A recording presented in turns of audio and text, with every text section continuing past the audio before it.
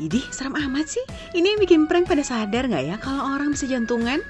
Kamu pasti tahu kan kalau YouTuber suka bikin berbagai macam ulah konyol, macam prank barusan buat menarik perhatian kamu. Ulah konyol? Emang ulah apa aja sih Mbak JT? Mau tahu nggak? Subscribe dulu dong, nanti aku kasih tahu deh.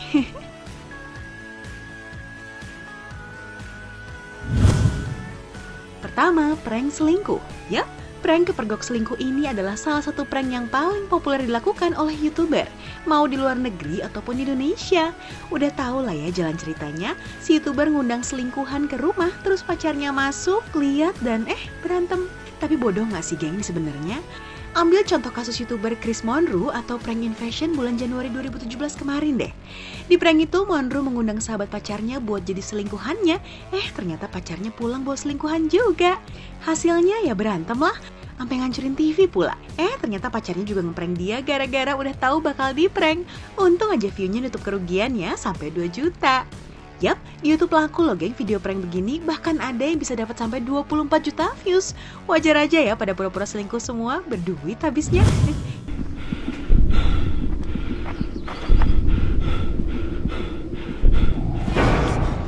Kedua, prank nakut-nakutin. Nah ini nih geng, prank yang paling seru ditonton. Habisnya pada niat banget sih bikinnya dan pada kreatif loh.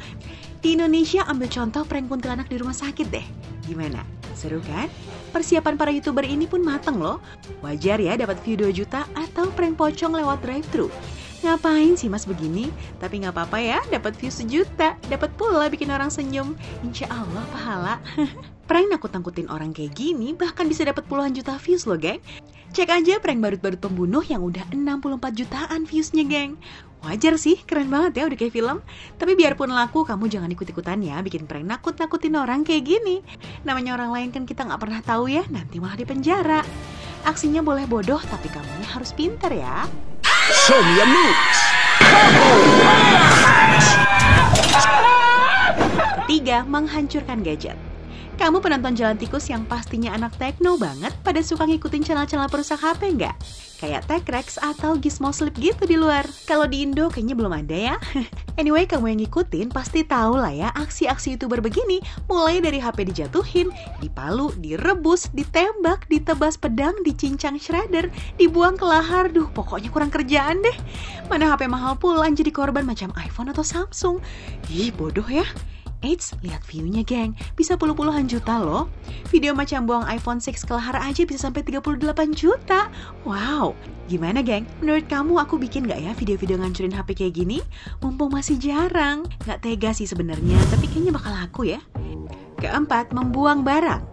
Ada yang udah pernah nonton video-video di mana orang pada ngebuang barang mahal macam smartphone, laptop, PS4 atau Xbox dari atap gedung atau ke kolam renang? Kalau belum jangan geng, nggak bikin pinter malah bikin kesel. Tapi yap, lagi-lagi video aksi begini laku geng. View-nya ada mencapai 4 juta bahkan ada yang sampai 29 juta. So wajar ya banyak yang bikin, semua orang pengen viral. Di Indonesia untung masih pada pintar belum buang-buang barang mahal. Paling squishy aja dibuang ke laut atau ke kloset. View-nya dapet lah ya 2 jutaan. Lumayan ya, biarpun sempat dibilang kurang berfaedah, tapi gimana ya geng? Lucu. Dan aku yakin video ini dibikinnya nggak sembarangan. Kalau aku buang kardus ke laut gimana? Jangan ntar ngotorin lingkungan. Kardus kan hanyut dibuang ke laut. Kelima, konten kurang peka. Geng, kamu tentu tahu insiden video YouTuber Logan Paul yang sempat heboh kemarin kan? Yap, belum lama ini video Logan yang syuting di hutan Aokigahara, Jepang alias hutan yang jadi tempat langganan buat bunuh diri menuai kontroversi dan di take down setelah mendapatkan jutaan views. Udah gitu proyek film Logan dengan YouTube Red dibatalkan dan Logan pun dicabut dari top tier preferred ad program sebagai konsekuensinya. Sama kayak PewDiePie yang tahun lalu kehilangan proyek dan dicabut dari ad program karena konten yang dianggap diskriminatif geng. Gimana ya, susah sih. Masalahnya YouTuber macam gini kan justru ditonton karena kepribadian mereka yang emang selebor lah ya.